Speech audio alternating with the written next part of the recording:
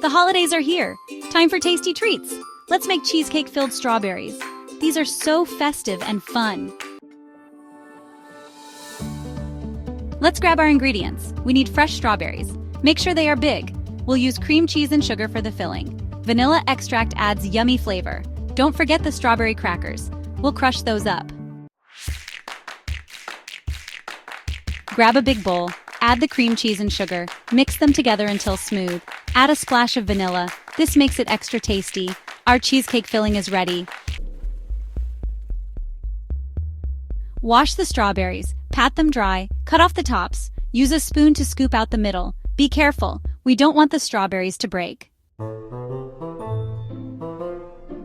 Section 5. Filling our festive strawberries. Put the cheesecake filling into a piping bag. You can use a spoon too. Fill each strawberry with the creamy mixture. Make sure they're nice and full. Section 6. The crunchy berrylicious topping. Crush the strawberry crackers. You can use your hands or a rolling pin. Sprinkle the crumbs over the cheesecake filling. This adds a fun crunch. Section 7. Presenting your Christmas masterpiece. Let's make it pretty. Arrange the strawberries on a plate.